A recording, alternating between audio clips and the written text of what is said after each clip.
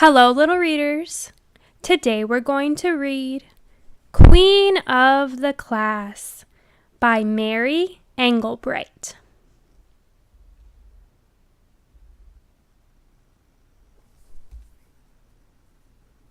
Anne Estelle's class was putting on a play. They needed someone to play a king, someone to play a princess, and several people to play a dragon. And they needed someone to play the queen. Anne Estelle felt she would be perfect for the part. She already had a long red velvet robe and a glittery golden crown, just in case something like this ever came up. Anne Estelle practiced her queenly manners at home and at school. "May I have some orange juice forsooth?" she asked her father. "Queens do not clean their rooms," she announced regally. "Then I don't think I'll see a queen getting pizza with us tonight," replied her mother. "Well," Anne Estelle admitted, "I haven't exactly gotten the part yet." Finally, the day came when Anne Estelle's teacher, Mrs. McGilligan, announced the parts. Michael was the king. Sophie was the princess who fought the dragon. Harry, Will, and Hannah would play the dragon. "And the part of the queen goes to," Mrs. McGilligan began. Anne Estelle sat up very straight and imagined a crown on her head.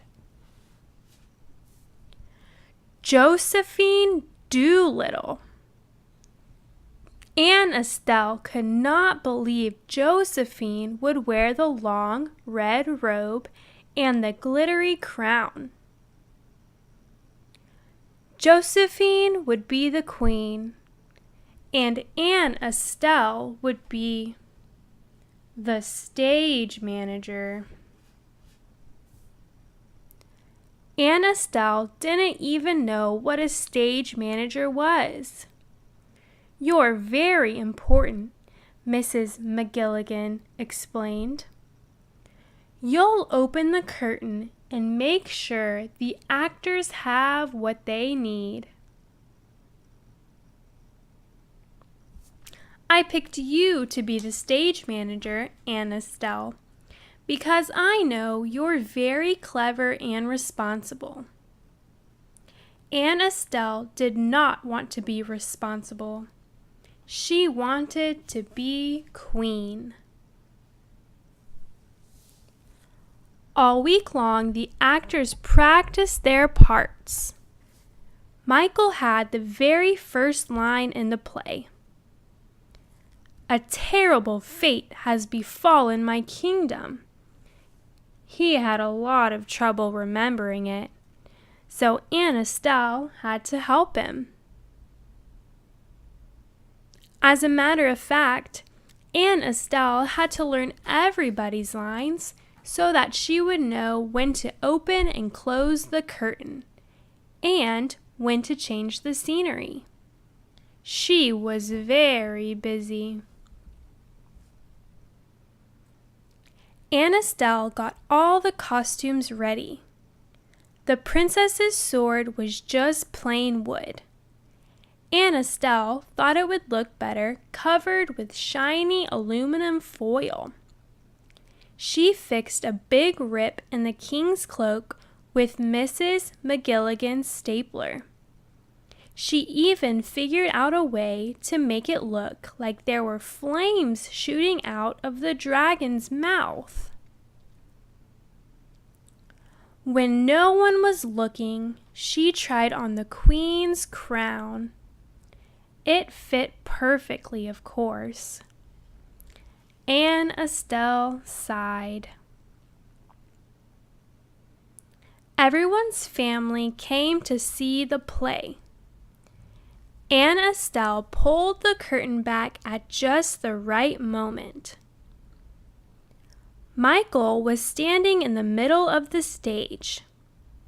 He stared at all the people in the audience. He swallowed. He didn't say a word. "A terrible fate has befallen my kingdom," Aunt Estelle whispered as loud as she could. "A terrible fate has befallen my kingdom," Michael said. And the play went on.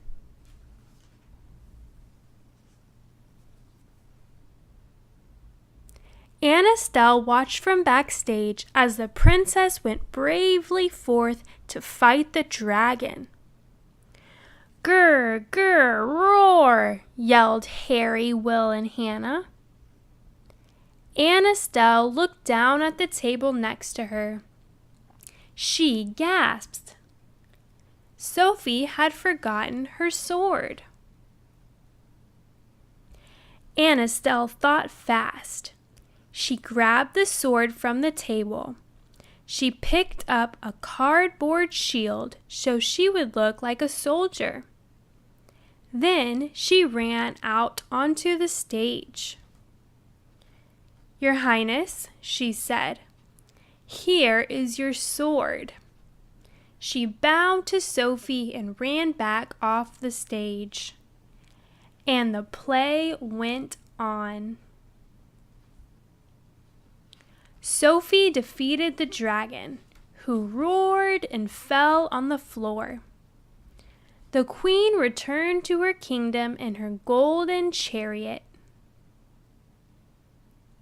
The play ended, and Aunt Estelle pulled the curtain closed at just the right moment.